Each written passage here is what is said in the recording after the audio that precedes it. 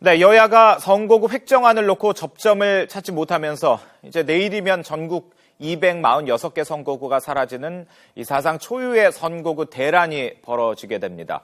이 정의화 국회의장이 오늘 밤 자정을 기해서 이 선거구 획정 기준을 선거구 획정위에 제시하겠다고 밝혀서 이 사실상 직권상정 수순에 들어갈 것으로 보이는데요. 국회 연결해서 지금 상황을 알아보도록 하겠습니다. 안윤학 기자.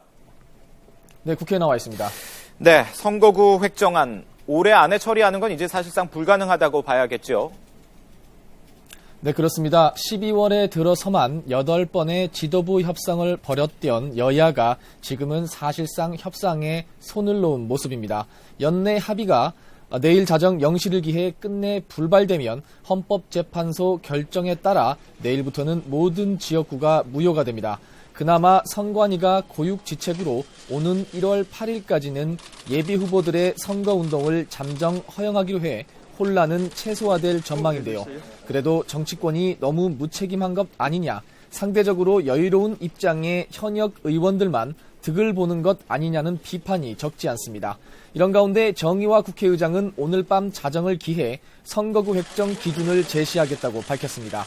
선거구 획정 기준에 대해선 현행대로 지역구 246석에 비례대표 54석이 될 것이라고 덧붙였습니다. 사실상 직권상정 수순을 밟겠다는 것입니다. 네, 그러면 국회의장이 직권상정을 한다면 내년 초에라도 이 선거구 획정이 가능한 겁니까?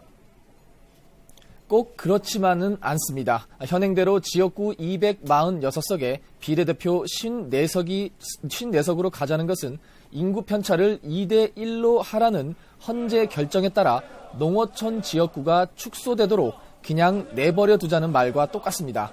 당연히 통폐합 대상 30곳의 농어촌 의원들이 거세게 반발할 것으로 보입니다. 수십 명의 여야 의원들이 동시에 반대하며 지도부와 의원들을 압박할 경우 본회의 표결도 못할 가능성이 큽니다.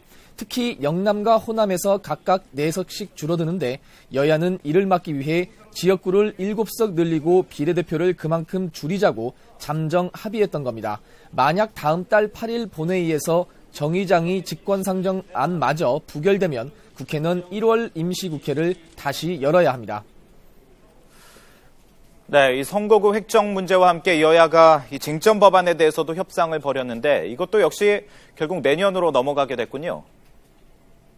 네, 그렇습니다. 여야는 잠시 뒤 본회의를 열어 210여 건의 쟁점 법안을 처리하는데요.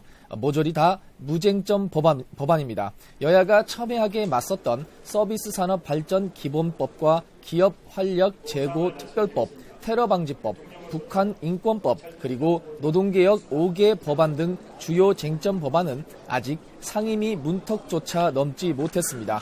이견이 좁혀지나 싶었던 테러 방지법의 경우도 대테러 방지센터를 총리실에 두기로 잠정 합의가 있었지만 여당 지도부가 국가정보원에 둬야 한다는 기존 입장으로 돌아가면서 협상이 원점으로 돌아갔습니다. 노동 5법도 비정규직 기간 연장법과 파견 범위 확대법을 놓고 여전히 입장 조율이 안 되고 있습니다. 이런 가운데 아침 회의에서는 여야 간 팽팽한 신경전이 벌어졌습니다. 새누리당 김무성 대표는 야당이 주요 쟁점 법안에 반대하고 있다며 경제가 나아지는 것을 무조건 가로막는 정당은 반드시 총선에서 냉엄한 심판을 받도록 해야 한다며 날을 세웠습니다. 더불어민주당은 쟁점 법안보다는 한일 양국의 위안부 협상을 집중 비판했습니다. 더민주 이춘석 원내수석 부대표는 졸속 협상이 이루어진 경위와 문제점을 밝히기 위해 오늘 본회의에서의 긴급 현안 질의를 제안했지만 새누리당은 무엇이 캥기는지 이를 거절했다고 맹비난했습니다. 지금까지 국회에서 YTN 안윤학입니다.